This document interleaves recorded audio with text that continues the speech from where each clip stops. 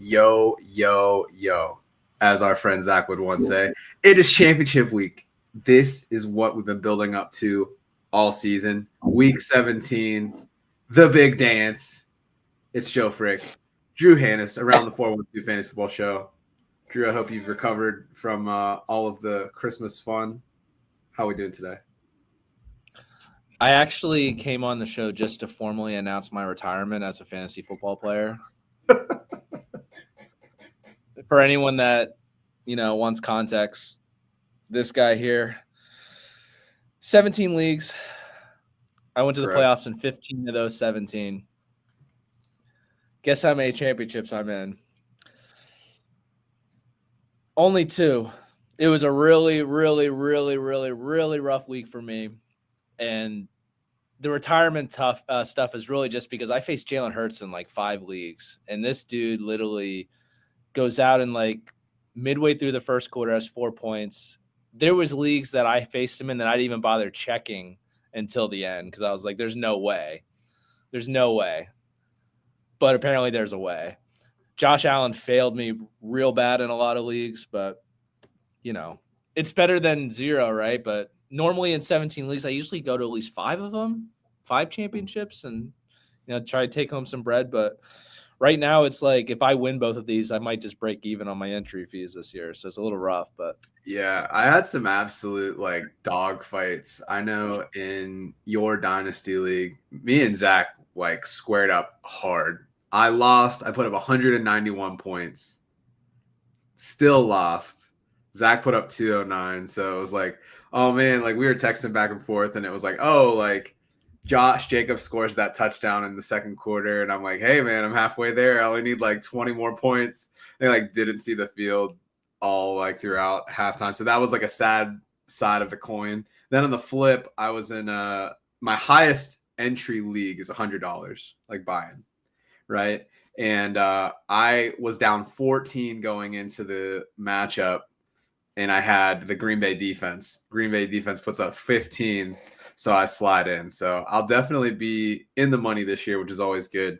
A little less leagues, a little more championships. But, I always feel like there's a lot of luck involved with fantasy football. People are like, oh, like, do you really know what you're talking about? Like, I think, like, if you're in 17 leagues and you go to the playoffs in 15, like, there's obviously some element of skill that's there. But ultimately, once you're in the playoffs, like, anything really can happen. So, yeah, shout out to the people that are still rocking with us. Week 17 means that y'all are doing some good things. Hopefully we're not giving you the worst advice of all time. Or if not, like you just watch the show and do the opposite of what we tell you, and then you're good anyway. So all wins all around.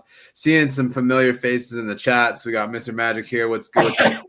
Forever Eagles. We still are upset about that game. But you know what? At least we're not the Texans, I guess. You only scored 2 points. I moved on because I just got a little more upset. I just have an irrational hatred for all birds right now. Just not good. In that same dynasty league, you were talking about that dogfight.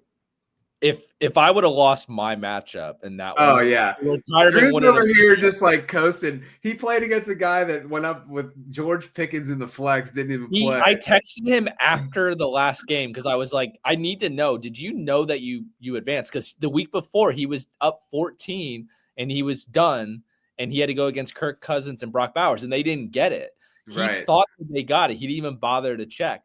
But if I would have lost it with Pickens being out and started, this retirement joke would have been real. But I am happy to say that I put in the optimum lineup for him, and I calculated out. I still would have won by like 3 points if he put in the perfect lineup. It doesn't make me feel better because I cleared both of you, him by like 70 points and you by like 30, and then I have nothing to show for it. I have Josh Allen in that league, though. It's another one where I just like him and Puka didn't do it for me last week. And I have so many shares. Like, I have 100% ownership in Puka. So like him just being like average. I mean, he put like 14, but it's just not what I needed in the playoffs. He had like a very like pedestrian, like PPR saved me kind of week. The Rams offense has been super weird in the last 2. But let's get the show started, Drew. Hit us up with the injury updates that you got. So put on the lab coat for the second to last time this year, and let us know, what are you looking at when it comes to injuries for championship week? Yeah, so since it's championship week, I kind of put a little more out there for this one, added the new injuries and then some existing injuries. I typically don't talk about existing injuries because of people should know about him by now, but this is championship week. We got to make sure everybody's prepared. So first one, new injury, probably the most brutal injury I've talked about all season, maybe like on this show, period, honestly. And that's the Tank Dell injury. Like Dude, that was terrible. And people are like, oh, like he just dislocated his kneecap. Like the response that they gave and like how they carted him off the field, there's no, as someone who's dislocated their kneecap 3 times, there's no way. I drove myself to the hospital. Like you don't do that. Like it's just not how it works. Yeah, this one's bad. Like he tore everything up. I wanted to look back to see if it was the same knee as last year, but it just slipped my mind. I got to look that up. But if it was, obviously significant, his whole professional career could be in jeopardy if it's same knee. First off, he's not going to play in 2025. I'll be shocked if he plays in 2025. So, we texted a few after the Deontay thing. I kind of like Deontay on the Texans because I think that I think it could be a long-term thing. I know that they cleaned him off waivers. He's a free agent, but like Diggs is coming off an ACL. Dell's significant injury. Like I think Deontay could be back there. Do you know what leg this most recent one was? I thought it was his right, but That's what I thought too. So the leg injury that he had with the fibula last year was his left.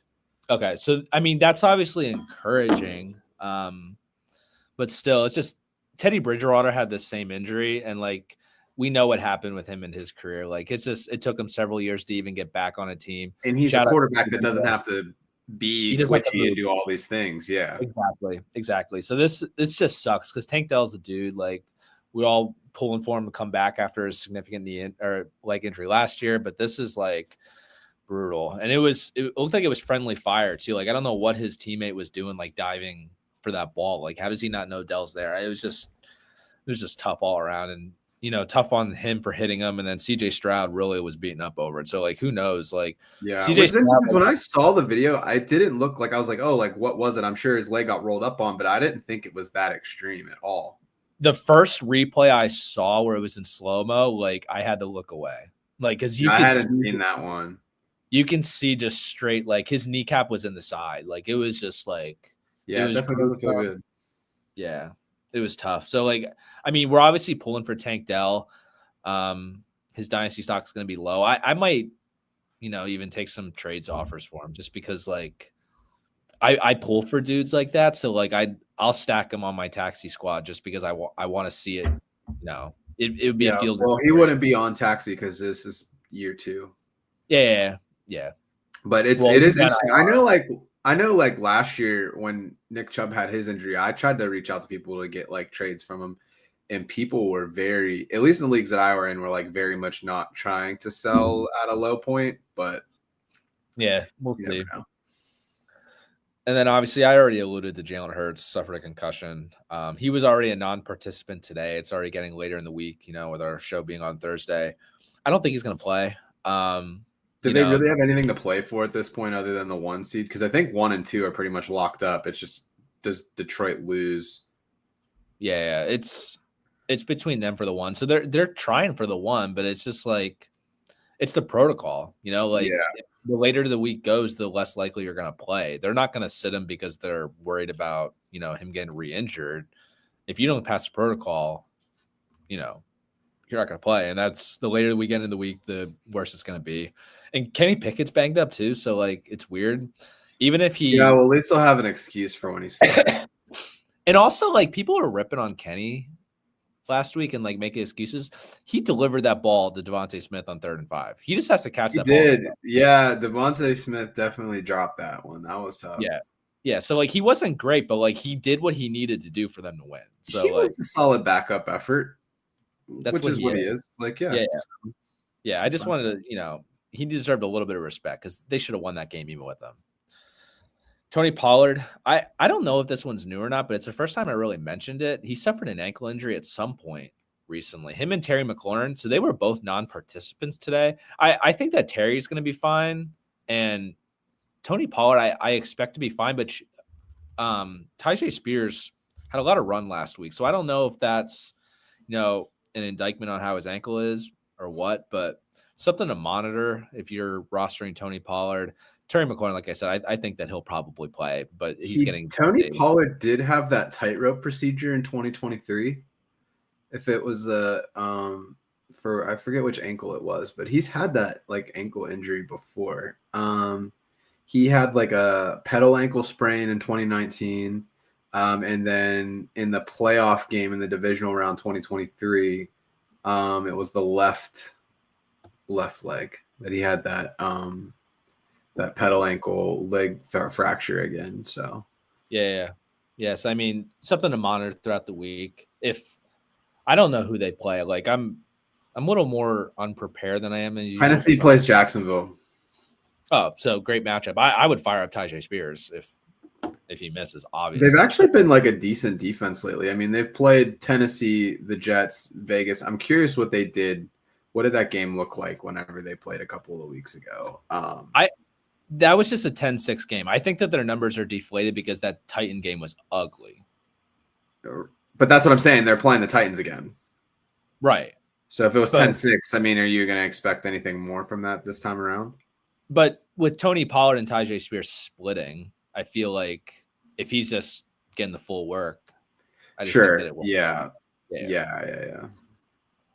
Yeah. Anyways, existing Kenneth Walker, he's been in and out of the lineup over the past like 5-6 weeks. He's been placed on IR. So Zach Charbonnet, it's a guy that I would definitely look to start tonight. You know, we saw what he can do when he has the full work. So that's an easy plug and play the last 2 weeks if you go to week 18. Isaac Guerrero, he suffered that hamstring injury. He's been fighting an ankle injury as well. He's expected to practice today. I'm hoping that actually does occur. I have several leagues where I'm going to be relying on him, especially if Malik Neighbors, who is next on my list, misses, as he's a game time decision. It's tough with Guerrero, though, because he's playing on Monday night. So Patrick Taylor was not overly impressive last week, but he looked like the sixth string running back. Like it is like they are scraping the barrel at this point. They're also Trent Williams is still out, right? Yeah. Or did he come back? So it's like with that, like it's just not a recipe for success. Yeah, but if you're counting on Guerrero, you might need to roster Taylor just as a lifeline because it's still better than zero. I mean, the Lions defense, with the amount of injuries that they've had, they've been awful as of late. Yeah. And they're primarily like bad, like in the air, but even against running backs last 3 weeks, they've been getting tore up pretty good. So I mean, it's better than nothing. If you can get another option and not play Guerrero Monday night, I think I'd probably take it. Yeah. But we do have a couple of days of practices that we can watch for. If he practices the next few days, I feel confident that he would play. But yeah, so on the Guerrero topic, so Mr. Magic had asked, out of these three, which two are you playing? Keenan Allen, Cooper Kupp, Isaac Guerrero. Do you feel like you would play the other two given that info? I mean, Keenan Allen should be a must start. Yeah. Right. He's had 13 targets a game over the last two. He's been far and away the guy that Caleb's been looking for. And I mean, we swiped right on Cooper Kupp last week, but did he do anything last week to make you feel confident that he's going to be good this week? I don't know. I feel like that was more on just the offense as a whole. Like that offense is just taking a step back, and I don't know why.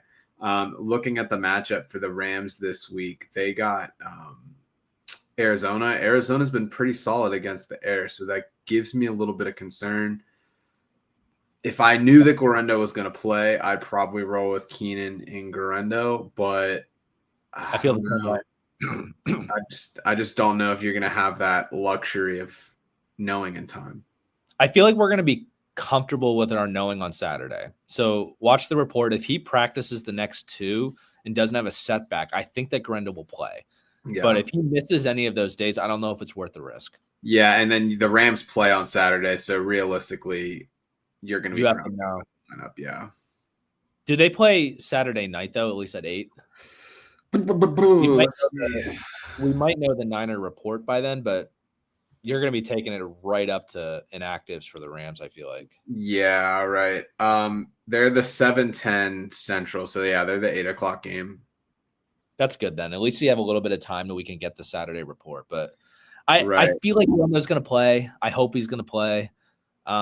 I feel good about putting him in my lineup if he plays, but like I'm worried about it because Shanahan's been such a dick to us like all year. Like seriously, I'm not even gonna sugarcoat it. Like he's been terrible with us. So Yeah. but if you have to Cup, if he's gonna miss on any game, any practice time, but I feel like if you see that he's gonna practice, you should play him. Yeah. Cool. Rendo. Any other updates you got for us on the injury front? Yeah, 2 more. J.K. Dobbins, they opened up his practice window. He hasn't been activated as of yet, but I kind of feel good that he's going to play, especially because they already marked Gus Edwards as out. Right. And I didn't even think that he suffered a significant enough injury to not play. I just feel like that's a playoff game for them pretty much this weekend too. Yeah, I think that they think that Dobbins is going to play. But it gives them more flexibility to activate him on the same day that they're going to play. So I feel like he's someone that you can watch out for as a potential start. And then Chris Olave, they opened up his practice window after his concussion. I think that he's going to play too. That shocks me. Yeah, I don't know how. What? Yeah, it makes no sense. But that's the thing. They don't have anyone else. So if he plays, he might be flex worthy. It depends on what your other options are. But does it matter if Carr plays or not? Does that impact your decision? Because they're saying that if he can't go, then Spencer Rattler will. Spencer Rattler, I know some people were saying that he was going to kind of be like a thing. He's not impressed me whatsoever so far. I thought that he's actually looked pretty solid. The problem is that he also has no options either, to be fair. Right. And the Packers just got up so quick that it was just like they were just straight rushing. You know what I mean? Like there was no threat on the ground. He was dropping back and there was guys in his face right away. Yeah. I feel like he can deliver it to Olave. I feel good about that, but I just don't feel good about the only shutout of the NFL season so far. Right. Unless you're going to count what happened to the Texans yesterday. Was that game on Monday? You should, because Derrick Henry just gave him a gift. But you're only playing Olave if you don't have anything else. Like, sure, I have that one league where I'm riding on Neighbors and Garendo, who are both essentially game time decisions.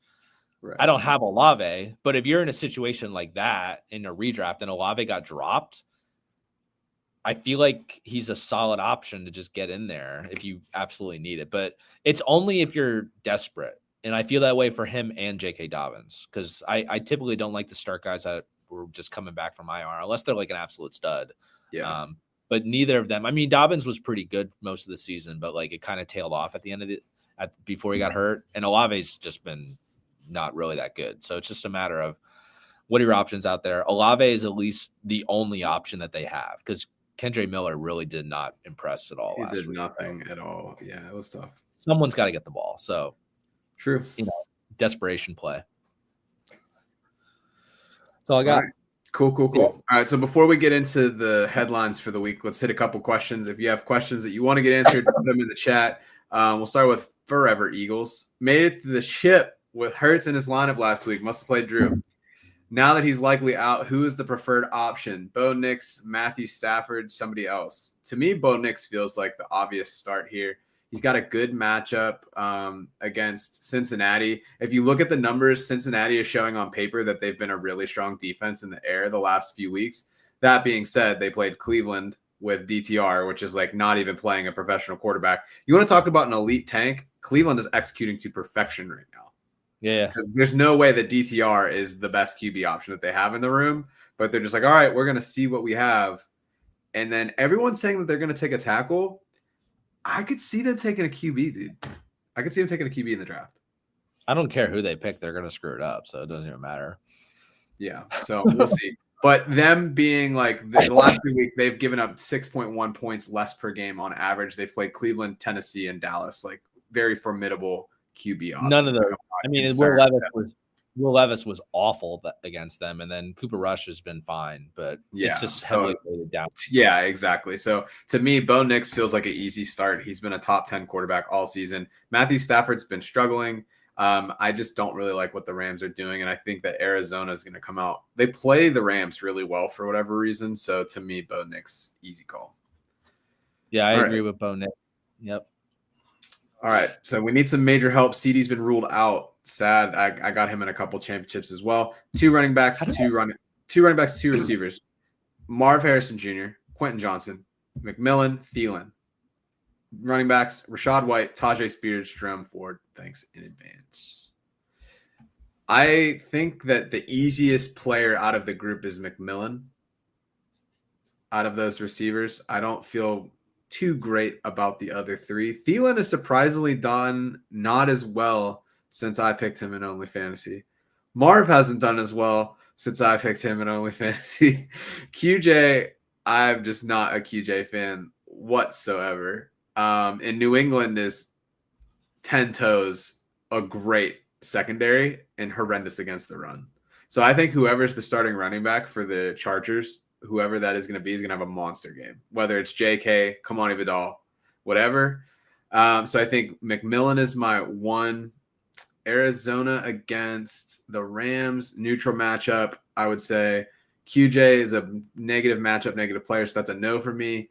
Carolina, neutral matchup against Tampa Bay. So to me, it's McMillan and then one of MHJ and Thielen. Drew, do you have any guys that stand out to you?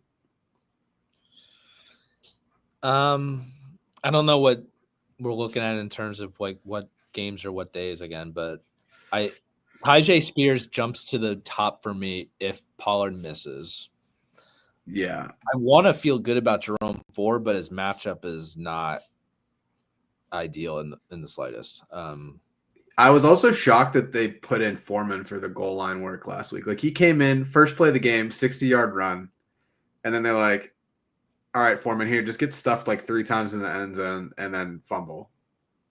For me, I thought that Jerome Ford was just gassed. Maybe, yeah. But we'll never know because he fumbled and then didn't see the field really again. So, but this one's tough. It really is. I feel like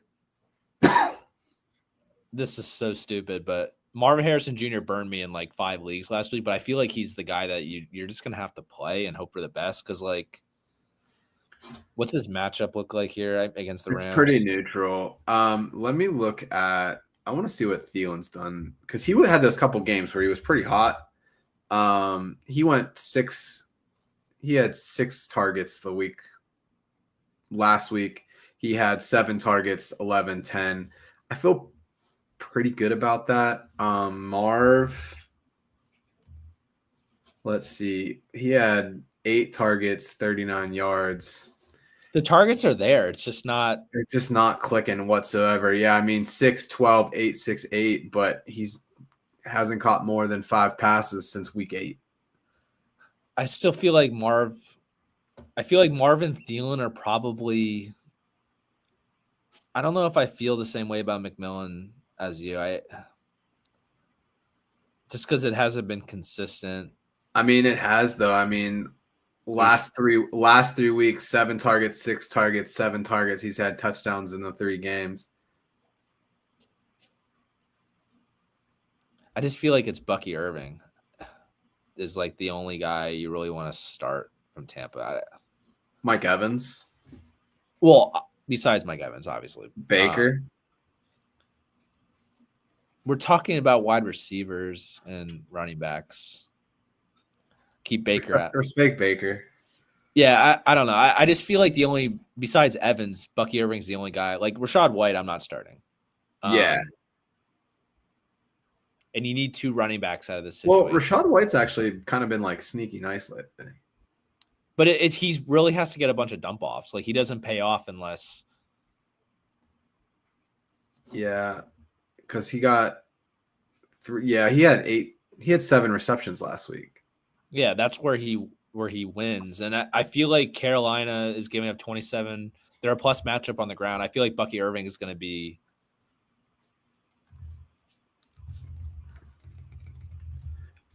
I don't know. It's been really weird because it's when you watch them play, it's like you don't really know who the guy is, but it seems like it's Bucky Irving. Yeah, let me look at something real quick, and then we'll wrap up this question. So I'm going to look at the source of the data that we use for the charts, the fantasy points, is Fantasy Football Today. What you can do on that website is you can specify and look at like the breakdowns for the particular teams. So if I'm looking at, let me find them, where are they? The Panthers. So the Panthers on the season have been the worst team against on the ground.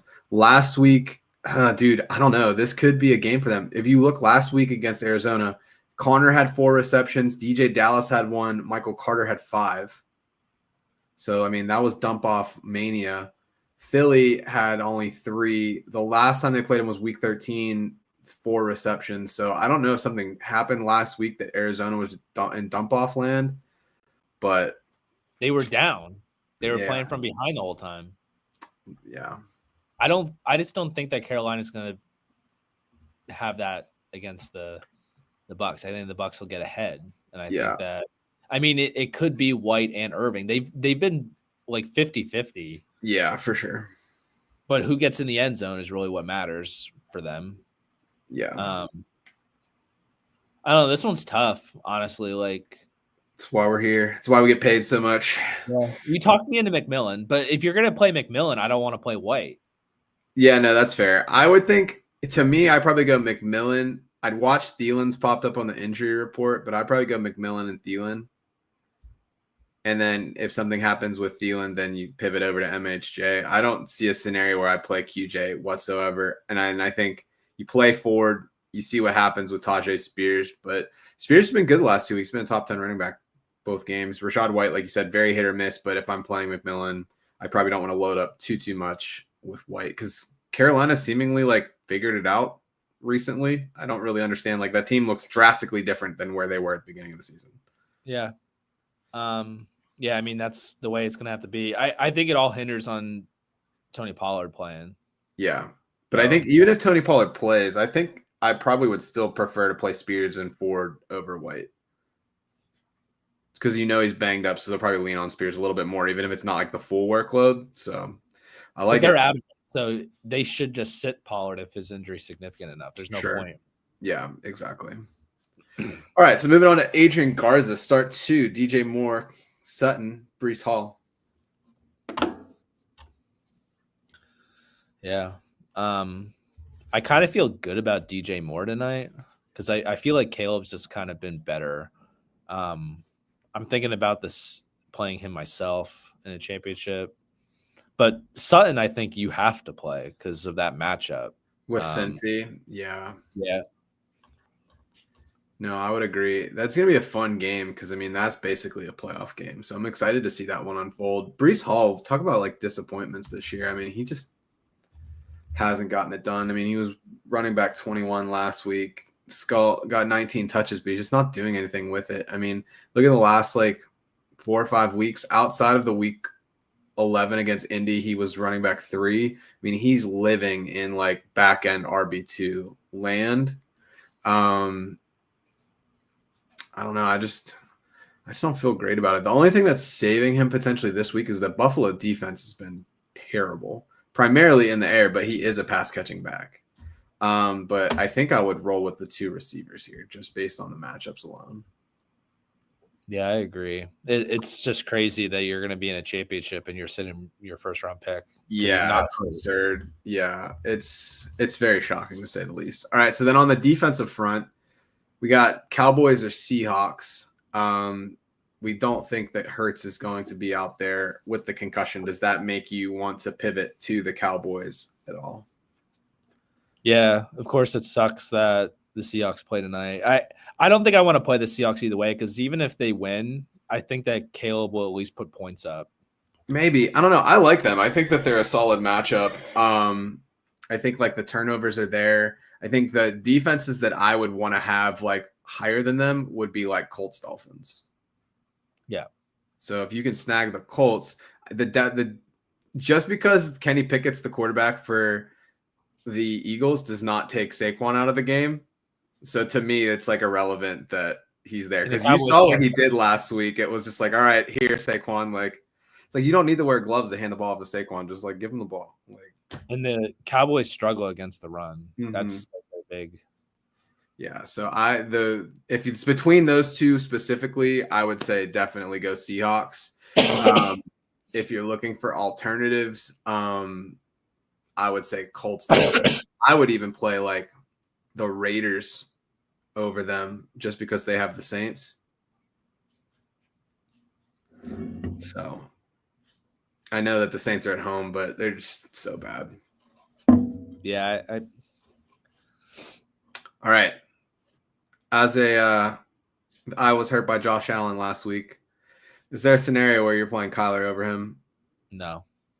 I have Josh Allen in a championship this week, and if he, oh my God, I have Caleb as my only backup and he plays tonight. Imagine if they make him inactive. Well, what's the schedule breakdown for that, right? So it's like, is the idea that if the Chiefs already won, so that doesn't really change. The Bills are locked into the 2 now because the Chiefs clinch and the Ravens aren't going to catch him, I don't think. Okay, so the Chiefs are guaranteed to be 1. Yeah, and the Ravens are going to be 3. The Bills only have 2 losses, right? What? Let's see. The Bills. The Bills have 3 losses, so then they can't catch them. But they're locked. They're locked into the 2. They're locked into the 2. They could bench him. What if? That's so tough. I might have to sit Kyler tonight for Caleb. That way, if Allen misses, I could put Kyler in for Josh Allen because it's a 2 QB dynasty. I might have to do that. You probably have to. I don't think. Here's the thing, though. And here's the thing that's stupid, but I don't think that they're going to do it. They want him to win MVP. Win the MVP, yeah, and that's what's in my head. But like, oh my God, I didn't realize how bad this could potentially be. That sucks. But if Josh Allen is playing, I'm playing Josh Allen. There's no way that I'm not. Okay, but just like I said to Chad last week. Are you playing Caleb over Kyler then? Yes. Either way. Because you have to. It's just because if you lose a couple points between Kyler and Caleb, fine. But if you end up only being able to play one quarterback because they end up sitting him last minute, you're going to hate yourself forever. Drew's like, pause the show. I got to change my lineup. I can't believe this shit's happening. I can believe it.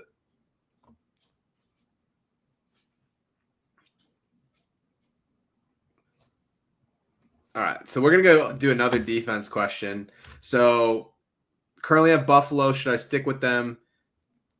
Aaron Rodgers has the MCL or pick up the Colts against the Giants.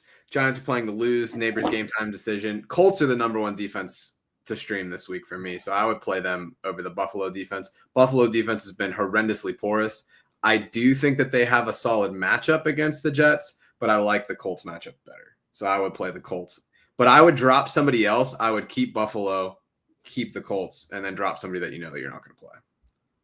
Yeah, I started the Colts over the Ravens this week, and I'm already like somewhat regretting it, but it's definitely Colts for me. And the neighbors thing is tough. I'm flirting with that as well. But Aaron Rodgers has the MCL injury, but he said he's playing. So he's playing for his new team next year. Yeah, so he's going to be out there. And if he's not playing for a new team and he's just playing because this is his last ride, he's going to be out there either way. Yeah. All right. You trust in Drake London this week, or are we going to pivot to DJ Moore, Jameson Williams, Jalen McMillan? Ooh. I did not look enough at how Penix did, but it was pretty pedestrian. He had a red zone interception, but it like very much wasn't his fault.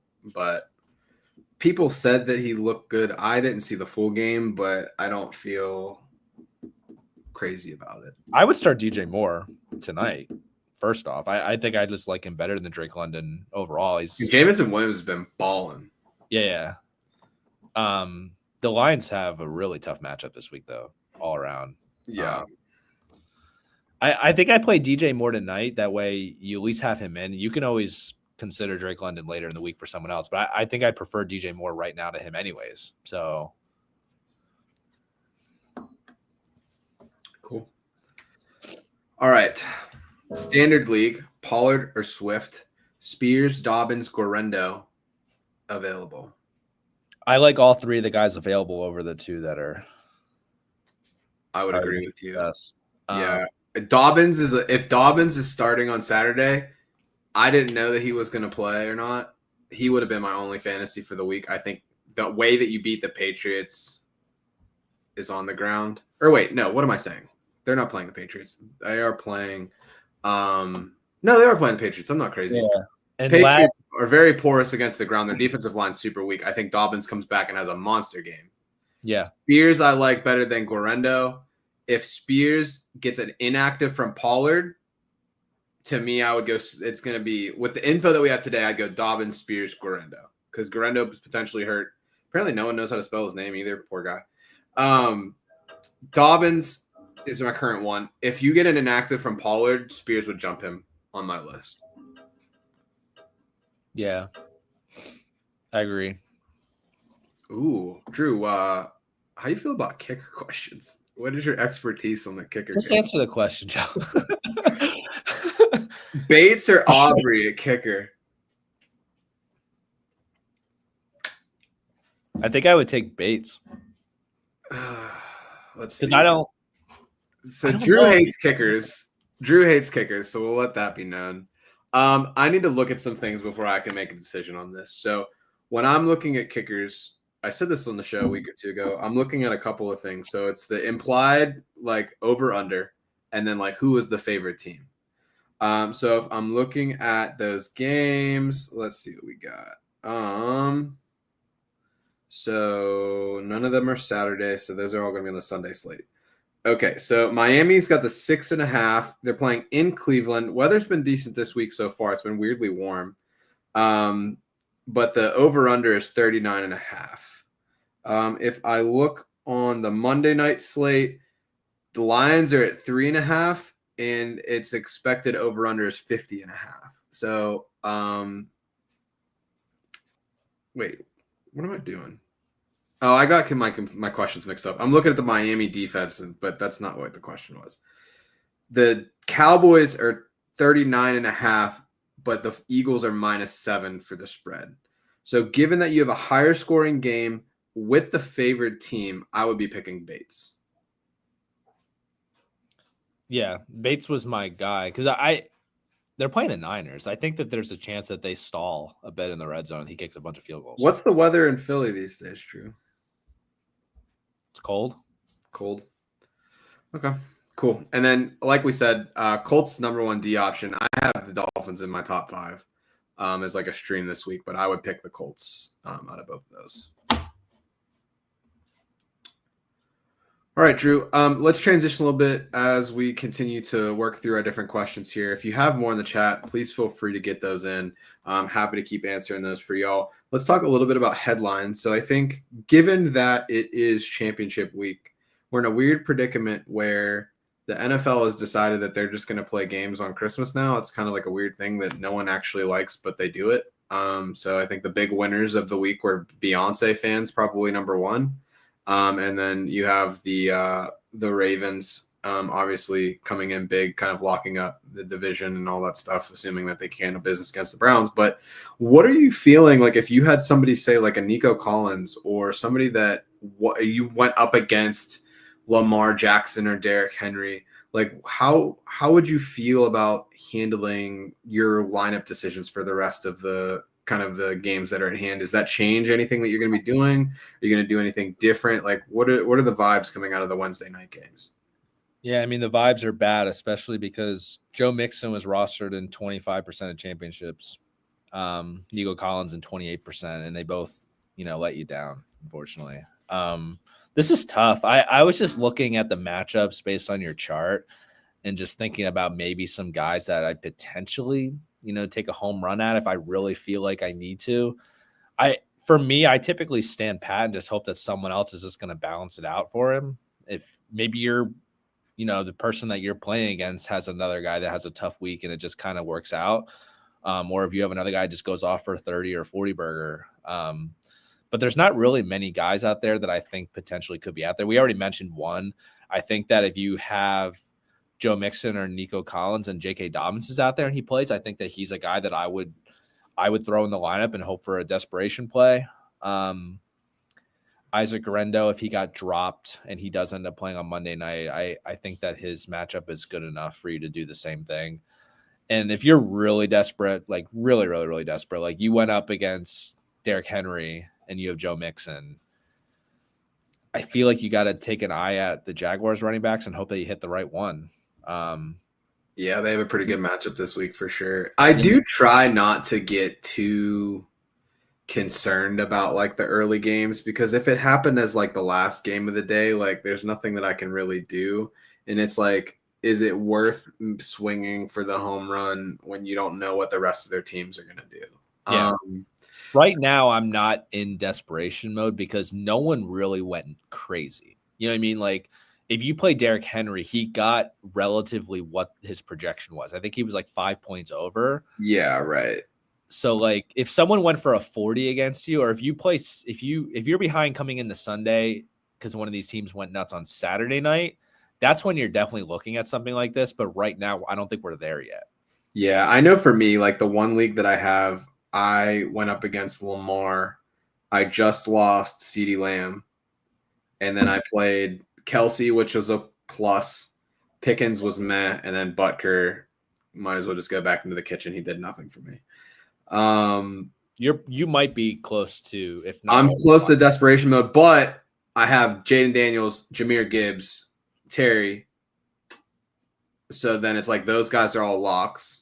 The only person that I really have in the flex right now, it would have been CeeDee Lamb, but it's like between like McMillan, Waddle, Odunze. Waddle's probably not going to play. Right. So it's like, to me, I'm just rolling with McMillan and we'll see what happens. And then Colts D. Maybe the Colts D will pull one out for me. Yeah. But I just remember that Odunze is in one of my lineups, and I'm keeping him in because I have to, but I got to get him out of that flex spot quick. Yeah, definitely want to do that. Okay. Any other big headlines that you want to hit for this week? I know it's kind of light, especially with the games that have already happened. We've seen some like injuries, movements, QB changes, but anything that you wanted to highlight? Nah, man, it's championship week because you're just playing your studs. We talked about desperation plays, but you're playing your studs, so it's not much to headline other than Don't forget what got you here. Yeah, don't forget what got you here, and somehow, if you got here with some of these other guys that we're going to talk about, awesome. But yeah, fingers crossed for this week. All right, so let's get into one more question before we get into fantasy football Tinder. So we got homie the clown PR. It's like the who, the what?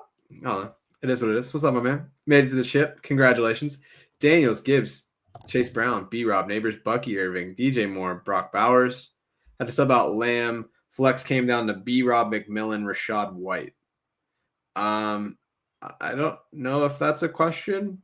But out of those three, out of B-Rob, McMillan, Rashad White, I'd be playing McMillan. Best of luck to you this week. Really like the squad. I have a lot of similar players on my roster, so hopefully you can bring it home too. Who do the Commanders have? Commanders have, let's see. Pull up on the bottom. Commanders are playing Atlanta this week. I play Brian Robinson Jr. in the flex. Yeah, I just don't feel like he's been doing a whole lot lately, though. It's been kind of quiet. Maybe because Jaden Daniels just went for 5, but yeah. Let's take a look here. Yeah, Brian Robinson, 10 carries for 24 yards last week. But they were playing from behind the whole time. True. Right? Yeah. He's kind of had some good games sprinkled in. So he had Philly last week, which is an expected kind of tough game. We've got he played New Orleans, which was a good matchup the week before, running back 23. And then before the bye, they played Tennessee. He went 16 for 103 and a touchdown. So he was running back 12. Yeah, he's game script dependent. Yeah, and I feel like the Commanders win this game. They should, and they're leading. I think that he pays off this week. I can get on board with McMillan. I think it's just definitely not White. Yeah. I think that B-Rob is one of those guys that got you there, though. So it's like, I think that's why I put him in. Hope for the best. Yeah. All right. Good deal. All right. So we got JJ in the chat as well. What is up, my guy? Happy championship week. Who do I start? Keenan Allen, Cooper Kupp, Tajay Spears at the flex. Man, this is so tough that the Bears play tonight. I'm playing Keenan Allen. I don't think there's any question about it. Yeah. But it would be nice to see, like, if Pollard was inactive, it would make it much more interesting. Yeah. But I agree. I think you play Keenan Allen. Yeah. All right, cool. Let's get into fantasy football Tinder. Let's see here. I'm gonna make the screen small, do all the fun things that we got going on with that. So let's see what we can do.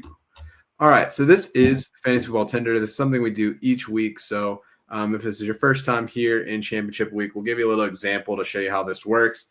As we're going through, of course, if you have any thoughts, feelings, want to swipe in the chat, let us know how you're feeling about the topic. But start off with a little example. So the people are asking, Drew, if they gave Zach a headset, could he fix the defensive communication issues for the Steelers? The people are saying, yes, they can, and they're swiping right. You'll see a green heart on the screen. You give them the headset. We fix the problems. We go to the Super Bowl. There are some detractors that say, hey, don't think this is going to really fix anything. We're playing kids that are just like high school like level players. Like no matter who you have on the headset, it's not going to fix anything. So you'll see the swipe left, got the red X's, and that's kind of how this goes. So chat, our first Tinder for the week, slamming Sammy LaPorta. Does he hit a home run for you in the championship? Let us know in the comments. Drew, let the people know your thoughts. Sam LaPorta. Yeah. When I brought this up, it was really because he kind of flew under the radar, I feel like, because he was doing so poorly for so long. I didn't even realize that he has 3 straight top 10 finishes. And I know that the position 4 straight. Yeah, 4 straight. But the one before that, he had like 2 catches for 6 yards and 2 touchdowns. That's why I was like, I kind of ruled that one out. But he's had at least 7 targets in 3 straight weeks. He's rostered in 24% of championship teams, which is pretty awesome considering how poor he was most of the year. And how high you probably drafted him. I mean, he was in the discussions as like the first tight end off the board. Exactly. So I'm kind of surprised that, people got there with him. But, here we are. He has a really tough matchup this week. The Niners are just a tough matchup all around for Goff, Gibbs, both of the receivers, and LaPorta. But like when you really just break down this Lions offense, dude, like they're so good. They're running plays, the fake fumbles. Like, come on, man. I can't even get a guy to not throw the ball over the middle when there's 3 defenders there. Like, that's like a different sport that they're playing right now. Yeah, just look at their splits though. Like they're on the road. They have 36 points per game at home and 425 yards of total offense at home. That's their averages. And like we always talked about how Goff is just not the same player when he plays outdoors. Yeah. So I look at those two, like he's still killing it, dude. Like 26 points per game outdoor games, and they're still almost at 400 total yards. Yeah. Well, I think this year, like they only had 3 games on their season that were going to be outdoors. So they haven't really even had too many. Yeah, but this is their third. And it's a really bad matchup, but I'm still buying him this week because it's not that the position's a wasteland. Like obviously that's a big part of it, but I just think that they're so freaking good that like if you sit Sam LaPorta this week and he does well, it's going to eat you alive if you just let the matchup dictate, you know, sitting him. So like the other good thing too is that his target share has increased every week over the last 4. So like he was at 17% roughly most of the season. He went up to 18% 3 weeks ago. He's at 20 and he was at 25% last week. So like he's getting more involved in the offense. I know that a lot of it was because Goff was throwing it like 55 times, like 40 to 50 times, but I think that's a reality of losing Dave Montgomery. They don't want Jahmyr Gibbs to get banged up running in the tackle. So it's like he's going to do that from time to time to keep him honest. But I think that they are going to be a more pass-heavy team. Yeah. So it just everything fits that even though they have a bad matchup, I can see them still going out there and paying off, especially for this position. So I think it's easy to swipe right in this scenario. But I expect too much from the Lions to just sit anyone on their roster, in a championship matchup. The only No, one yeah. that's questionable is Jameson Williams. But it's hard to, set them just because the matchup's bad. No, yeah, for sure. I'm going to roll with you on that one. I think you had a lot of good points there that I would have made as well. I think the thing that sticks out for me is just 4 consecutive top 5 or top 10 finishes. He's had pretty much outside of a few weeks here and there. I mean, he had a week against Dallas, 1 target, 1 receptions, 52 yards for a touchdown. He was tight end 9. So like that just speaks to like the tight end position this year, which was so funny going into it. It was like, oh man, we have so many options, and then we're basically back on the same thing that you always are. So it is what it is there. I'm going to swipe right. Bless you. And I'm feeling pretty good about it. So despite the matchup, I'm not overly concerned. We'll see what happens. I know that the San Francisco linebacker core a little bit banged up right now. So we'll see what we got, but feeling good about it. All right, on to Tinder 2, which if you were on the show last week, Chig Okonkwo, Joe Frick OnlyFantasy prediction for the week. Chig's been kind of balling lately, Drew. He was a very sexy kind of like sleeper candidate for tight ends this year. We look at his last 2 performances, tight end 6, tight end 2. He's had 21 targets in the last 2 weeks. So let me know, Drew. Chigo, choo choo. Yeah. Are you in there? This one was tough, honestly, because like the vibes are really strong right now with Chig Okonkwo. The matchup isn't great, but I think that it's better than what the chart's showing because I think that the Jets 2 weeks ago really they were horrendous. Yeah, but Chig had them 3 weeks ago. And we kind of alluded to this earlier that it was an ugly 10-6 game. I'm swiping left on Chig. The reason why I'm swiping left is that I think that the numbers that he's had the last 2 weeks have been game script dependent. They got down huge to the Colts last week. Like they were down like 28-7. Yeah, Jonathan Taylor was doing unspeakable things to them last week. Yeah, real fast. So they were throwing the ball a ton. And 2 weeks ago, they played the Bengals, and they had to throw the ball a ton because Burrow just kept dropping back and throwing touchdowns. Like, I think that what he's done the last 2 weeks is game script dependent. I don't think that they're going to throw that much this week because the Jaguars aren't going to really score either. So like it's going to be an ugly 13-7 game, and he has to get the touchdown. If he doesn't get the touchdown, he's not going to pay off. I don't know. He hasn't had the touchdown in his last 2 outings either. So, but that's the game script, right? So I think the game script is going to flip, and the only way he pays off is if he gets the touchdown because he's not going to get. I'll be shocked if he gets more than 5 targets this week because I just don't feel that good about this game.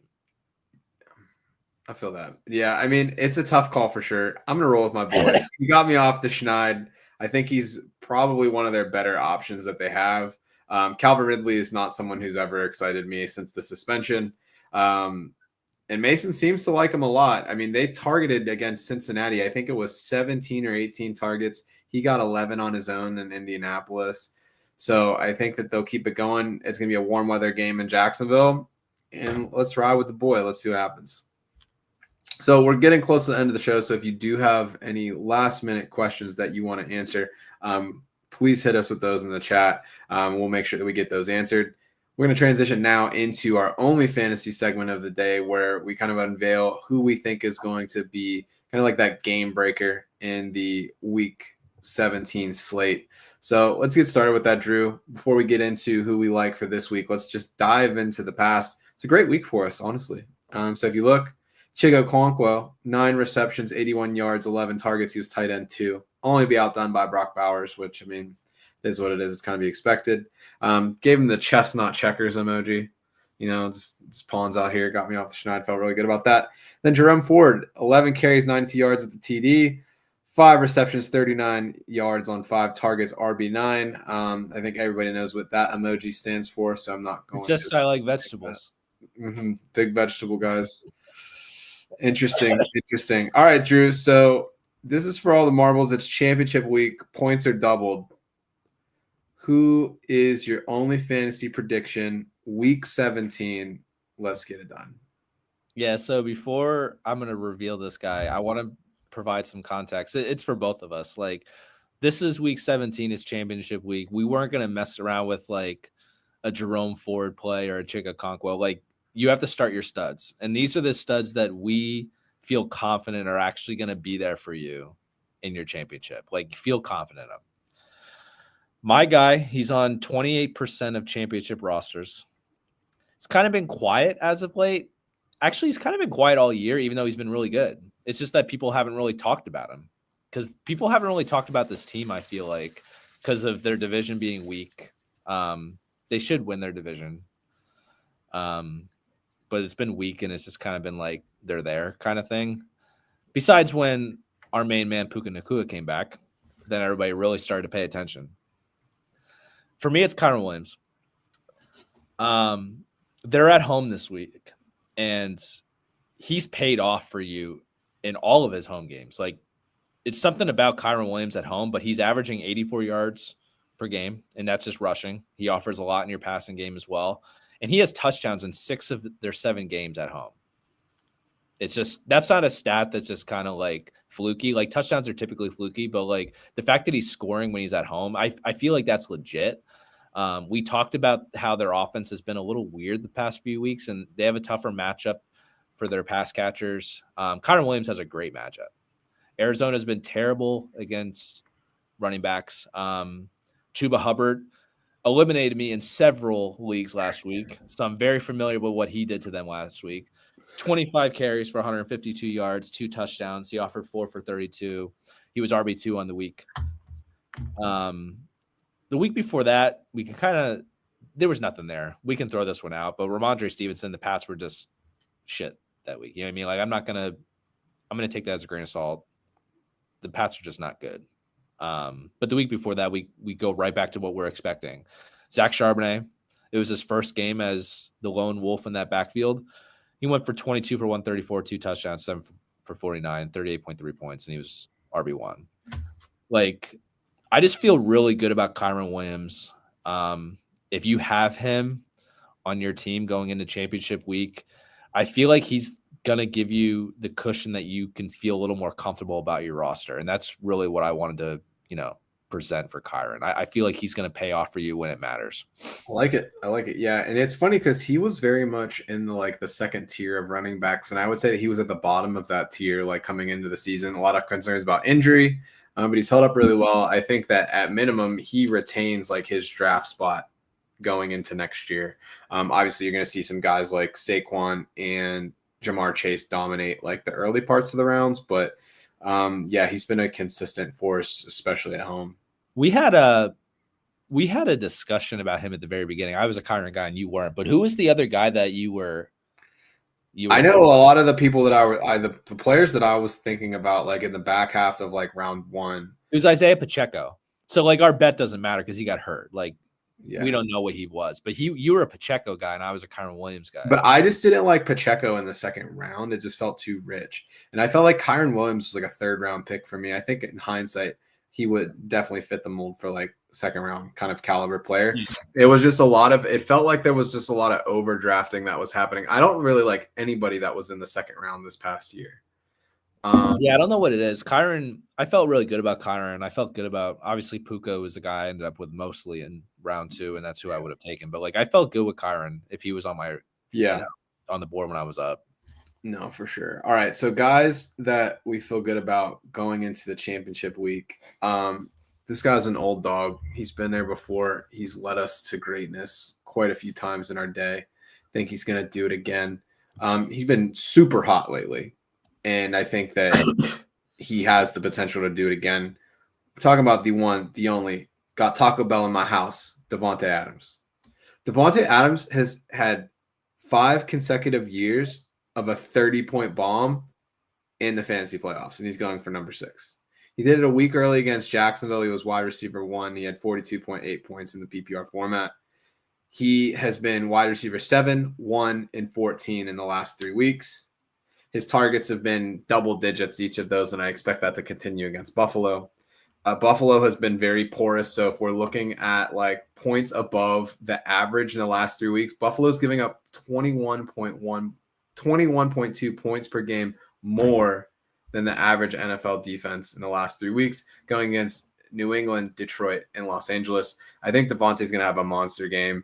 I don't think he's necessarily into the stud category that he used to be, but very excited to see what he can do this week and see if he can keep the streak alive. If he doesn't hit 30, I think he's going to get pretty close. So we'll see what happens there. Yeah, I hope you're right because I have him in a championship. So there you go. And I'm not playing him in any, so I don't care if he does it. So that's all good with me. So we'll see what happens. All right, Drew. So let's let the people know where they can find us. So if you're on X, you can find us at our personal accounts, JOEFRK, which is over here, and at Drew Hannes to my right. If you want to follow us on the page account at AT412FF Show, and then on YouTube and Twitch at Around the 412.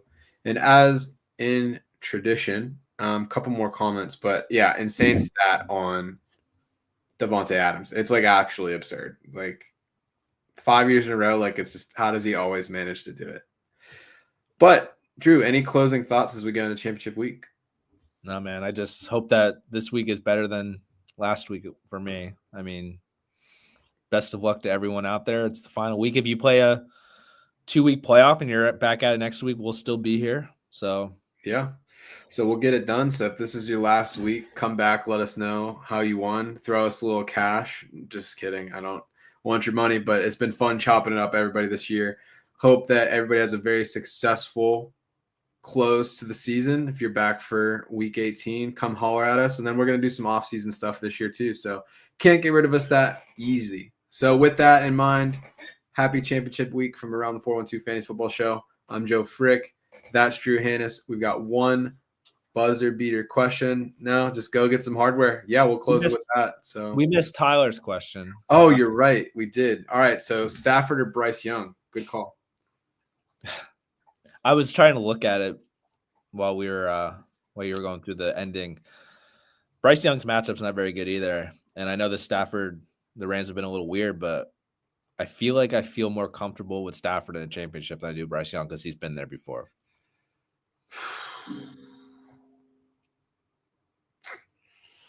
Man, let me look at the numbers real quick. This is tough. Tyler, you usually ask easier questions, man.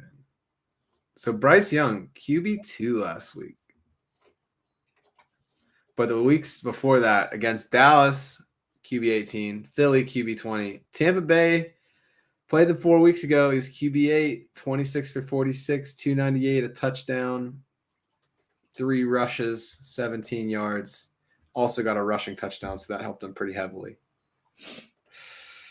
Matty Ice, what Stafford got going on? He has Cooper Kupp and he has Puka Nacua. Bryce Young has a guy that brought a raccoon to the stadium to eat. 7 points against the Jets, 8 points against the 49ers. He was QB9 against Buffalo, who's been horrendous.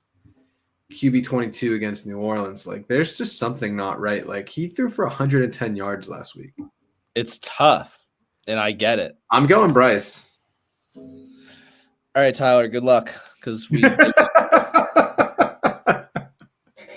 is there anyone else? Like, hit us up. There's got to be someone else. There's got to be someone else out there. Hit us up on X before this weekend. We check it frequently. I know Joe's got noties on. I try to hop in and check it every once in a while. We'll figure something out for you, but bro, that's crazy. This isn't. I don't know if these are the two guys you want to choose from. Give me. You know who I would play? Who I think could be like weirdly solid, better than both of those guys, is going to be Drake May. Yeah, I feel like that's a given, right? With the rushing upside, if that is an option out of the three, I would play Drake May. Let's look at your chart really quick and just see if there's something out that stands out. I'm looking at it. I mean, is Rodgers available? Rodgers could be available. I would still play May over Rodgers just because of the injury. Rodgers could be decent. I don't think Brock Purdy would be available, but he obviously has a good matchup against Detroit. What about Joe Flacco?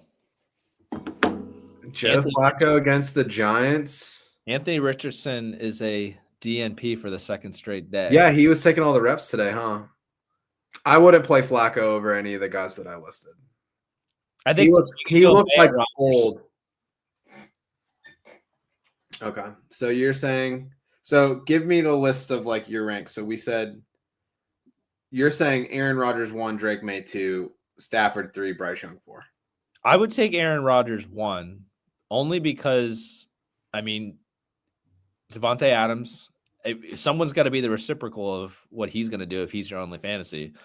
And I think that there's something to Aaron Rodgers really trying to ball out these last few games because his future is uncertain. And if he were to retire, I don't think he wants to retire not throwing the ball all over the place. Like,